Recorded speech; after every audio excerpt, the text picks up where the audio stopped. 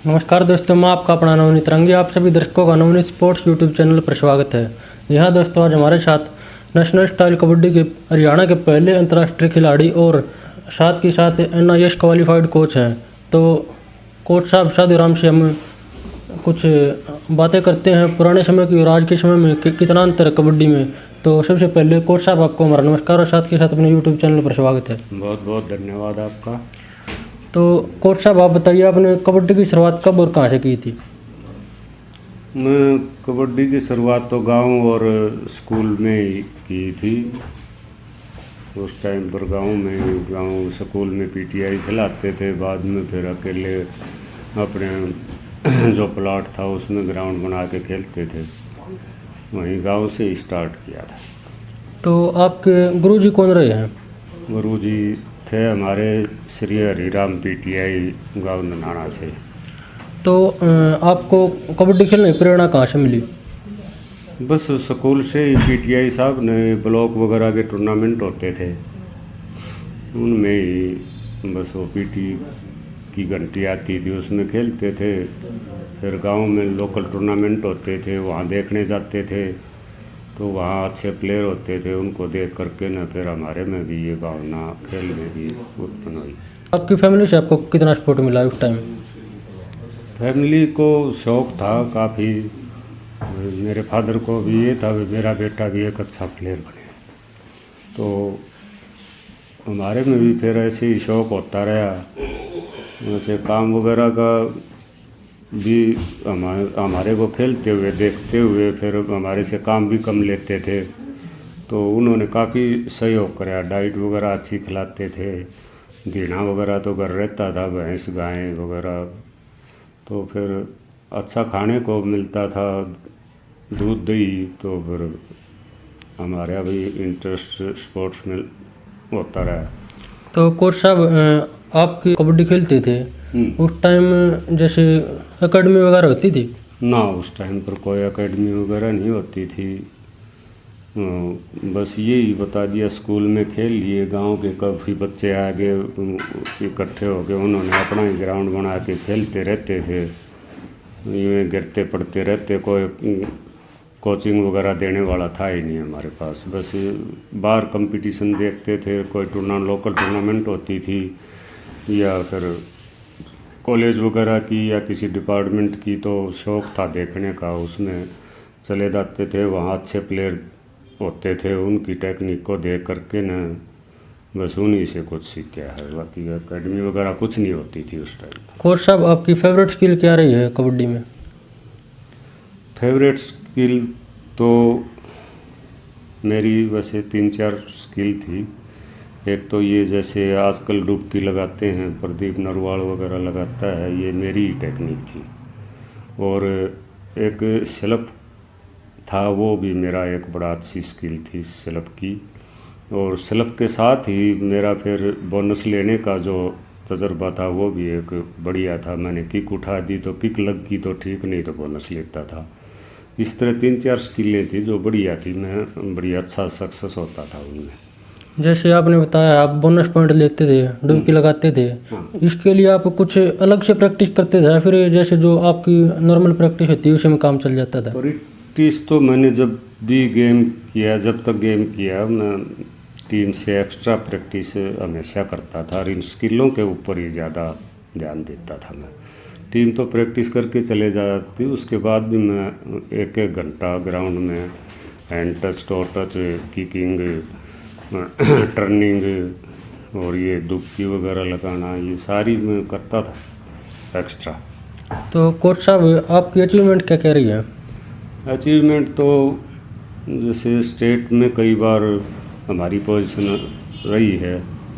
क्यों, मैंने गेम में थोड़ा ठीक होया उस टाइम पर, फिर हरियाणा पुलिस ज्वाइन कर ली। हरियाणा पुलिस में वहाँ टीम बढ़िया मिल गई, प्लेयर बढ़िया मिल गए और इंसाफ होता था उस टाइम पर प्लेयर के साथ, मतलब किसी के साथ जाती नहीं होती थी। तो वहाँ डिपार्टमेंट में अच्छी टीम मिलने के बाद हमारा और इंटरेस्ट बन गया, और ज़्यादा मेहनत की सीनियर प्लेयरों के साथ प्रैक्टिस करने के लिए। तो उससे अच्छा हौसला बना हमारा, उससे अच्छी परफॉर्मेंस दी हमने। जैसे आप कबड्डी टीम के कप्तान भी रहे हो। हाँ, कबड्डी टीम का कप्तान रहा हूँ मैं। हरियाणा स्टेट और हरियाणा पुलिस दोनों का 12 साल तक कंटिन्यू तो जैसे कैप्टन रहा। जैसे जो आपकी कबड्डी में जो कप्तान होते थे पहले वाले कबड्डी में और आज की कबड्डी में जो कप्तान है इनमें आपको कुछ अंतर लगता है? अंतर ऐसा ही था, पहले जो कप्तान था वो अपनी कप्तान की भूमिका निभाते हुए किसी के साथ मतभेद नहीं किया करता था। तो जो डिजर्व होता था उसी को मौका मिलता था और सभी का एक अच्छा सहयोग रहा करता, पूरा टीम ग्रुप का।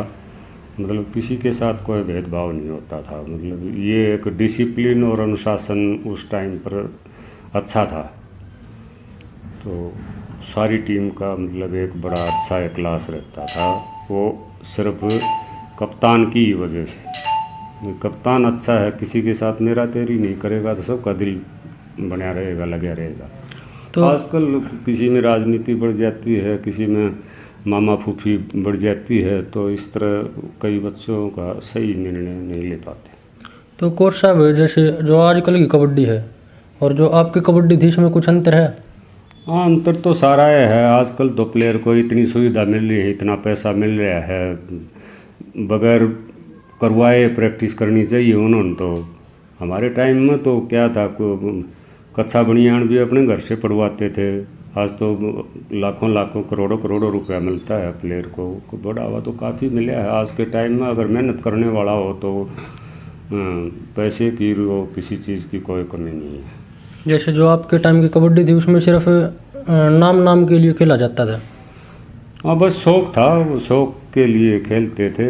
अपना गांव का, अपने ज़िले का, अपने डिपार्टमेंट का, ये सब नाम रखने के लिए, अपने देश का, ये बस यही भावना थी। भाई मेरे गांव का नाम रखूं मैं, मेरे ज़िले का नाम रखूं, मेरे डिपार्टमेंट का, मेरे देश का, ये भावनाएं ज़्यादा थी। जैसे आप कबड्डी की अचीवमेंट्स प्राप्त करके आते हो, जैसे आप हरियाणा के पहले इंटरनेशनल प्लेयर हो, तो उस समय आपको कितनी खुशी हुई और घर वालों को कितनी खुशी हुई?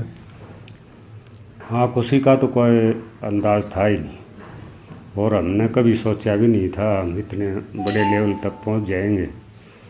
तो हम बस अपनी मेहनत के सहारे से मतलब वहाँ तक पहुँचे, और कोई राजनीतिक और कोई बाहर की गाइडेंस वगैरह नहीं मिली।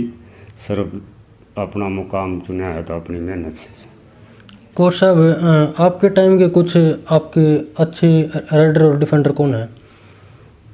हमारे टाइम के बढ़िया थे नेशनल कबड्डी के, हरदेव सिंह था, कोले खां बड़ा बढ़िया रेडर था, कैचर भी बढ़िया था, और वो बागड़ी था, डीएसपी रिटायर गए हैं, वो भी बड़े अच्छे प्लेयर थे। धूप सिंह कोच थे, बढ़िया प्लेयर थे। तो हमारे टाइम के, और बिजली बोर्ड में थे काफ़ी। वो मुकाबला, मेन मुकाबला तो हमारा बिजली बोर्ड और हरियाणा पुलिस का ही होता था। तो दोनों में अच्छे अच्छे बढ़िया प्लेयर थे, और सच्चे प्लेयर होते थे। उस टाइम झूठ वगैरह भी बहुत कम बोलते थे, डॉप्स वगैरह तो लेते ही नहीं थे, चिकना वगैरह भी नहीं लगाते थे। आजकल तो डॉप्स वगैरह में भी काफ़ी प्लेयर बेकार हो गए, रोड भी लग रहे हैं। वो उस टाइम पर ऐसा नहीं था। जैसे आपने डोप की बात की कोच साहब, उस टाइम डाइट में क्या रहता था? फिर ये सप्लीमेंट वगैरह चलते थे?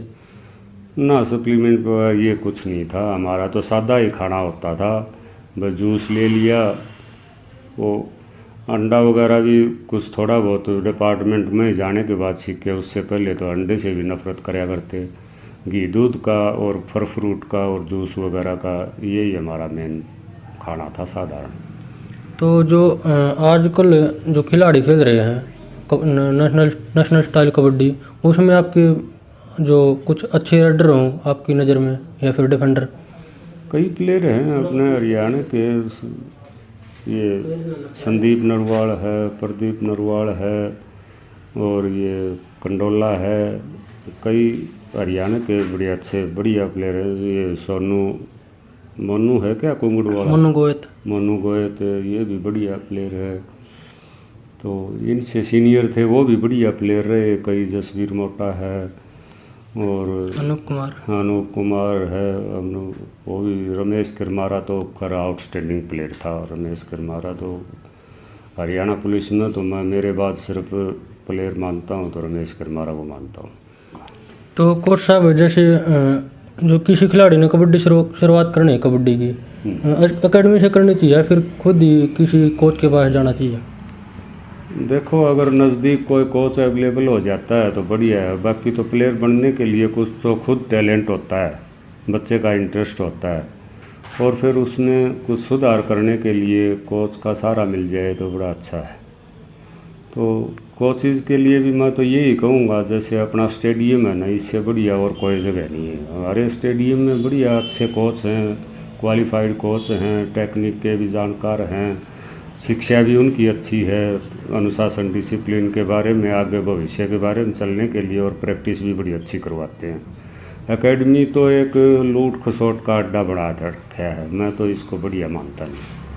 तो अगर गांव के नज़दीक कोई स्टेडियम है या कोई सरकारी कोच है, उसी के पास ट्रेनिंग लेना मैं तो बढ़िया मानता हूँ।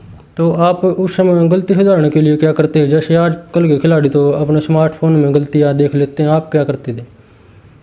हम तो कुछ नहीं, अपना जो कंपटीशन होता था ना, प्रैक्टिस होती थी, बस उसी प्रैक्टिस में अपनी गलतियों को सुधारते थे, या कोई टूर्नामेंट होता था उसमें देख करके न, ये इसकी क्या टेक्निक है, ये कैसे करता है, मैं भी ऐसे क्यों ना करूं, तो उसकी फिर एक्स्ट्रा से हम प्रैक्टिस करते थे ग्राउंड के ऊपर ही।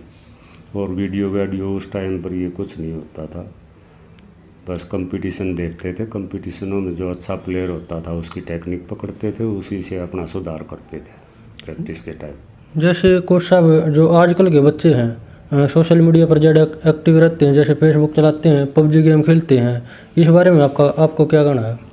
ये तो बड़ी गलत आदत है। ऐसा तो स्पोर्ट्स में तो ये होना ही नहीं चाहिए। किसी भी कोई वीडियो देख करके वो करना, ये करना, बस अपनी मेहनत करो, बढ़िया डाइट खाओ, आराम करो, और अच्छी डिसिप्लिन और अनुशासन में रहो, यही बढ़िया चीज़ है स्पोर्ट्स में। तो आपने डिसिप्लिन की बात की है कोच साहब, डिसिप्लिन खेल में कितना मायने रखता है? सबसे पहली बात तो है ही गेम के अंदर डिसिप्लिन। जो स्टार्टिंग होती है, जिस बच्चे का डिसिप्लिन अनुशासन अच्छा है तो उसका गेम भी अच्छा ही होगा भगवान की दया से।